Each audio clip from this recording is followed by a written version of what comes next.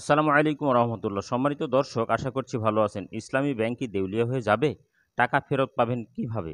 দেখুন, ব্যাংক দেউলিয়া হবে এই কথা শোনার সাথে সাথেই কিন্তু আমাদের মাথার মধ্যে একটি চিন্তা চলে আসে যে আপনি, আমি, আমরা সকলেই কোনো না কোনো ব্যাংকের গ্রাহক, কোনো না কোনো ব্যাংকে আমাদের কষ্টের জমানো টাকাগুলো রেখেছি। চলুন, আপনি নিজেই সিদ্ধান্ত নিতে পারবেন কোন ব্যাংকগুলো দেউলিয়া হয়ে যাচ্ছে। প্রথমেই যে ব্যাংকগুলো দেউলিয়া হবে সেই ব্যাংকের তালিকায় নেই ইসলামী ব্যাংক। কিভাবে বলবো? দেউলিয়া হওয়ার পথে ১০ ব্যাংক, তালিকায় নেই কোনো শরিয়া ভিত্তিক ব্যাংক। তাহলে আপনি কিন্তু নিজেই সিদ্ধান্ত নিতে পারতেছেন যে শরিয়া ভিত্তিক ব্যাংক যেহেতু নেই আর ইসলামী ব্যাংক যেহেতু শরিয়া মেনেই তাদের ব্যাংকিং কার্যক্রম পরিচালনা করে থাকে, তাহলে এই ব্যাংকটি সেই তালিকায় আছে বলে মনে করার কোনো কারণ নেই। দ্বিতীয়ত, ইসলামী ব্যাংকে ব্যবসা পরিচালনা ও এলসি খোলায় বাধা নেই, এটা জানিয়েছেন বাংলাদেশ ব্যাংকের গভর্নর।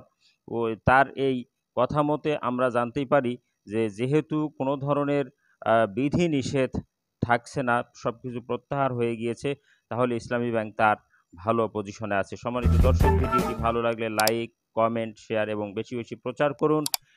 আর আপনি যদি নতুন হয়ে থাকেন তাহলে চ্যানেলটি সাবস্ক্রাইব করে রাখুন।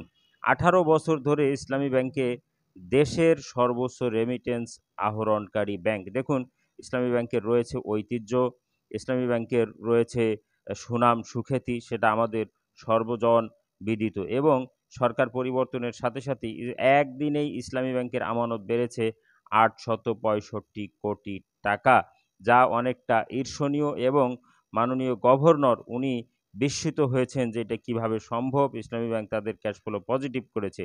ইসলামী ব্যাংকের রয়েছে ১,৫৯,৭৯৩ কোটি টাকার আমানত। এই ব্যাংকটি এখন শীর্ষে, বাংলাদেশেও শীর্ষে, সারা বিশ্বে কিন্তু তা ১,০০০ ব্যাংকের তালিকায়ও তাদের একটা অবস্থান রয়েছে বাংলাদেশের একমাত্র ব্যাংক হিসেবে।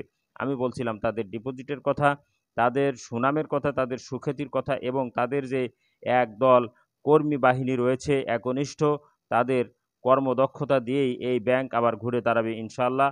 তাহলে আপনি বলতেই পারেন ইসলামী ব্যাংক দেউলিয়া হচ্ছে না। আর দেউলিয়া যদি কোনো ব্যাংক হয়ে যায়, আপনি আপনার টাকা কিভাবে ফেরত পাবেন?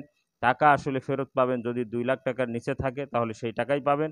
আর ২ লাখ টাকার উপরে অর্থাৎ ৫ লাখ, ১০ লাখ, ১৫ লাখ, ২০ লাখ যাই থাকুক না কেন, আপনি কিন্তু ব্যাংক থেকে ফেরত পাবেন মাত্র ২ লাখ টাকা। ধন্যবাদ সকলকে। আল্লাহ হাফেজ।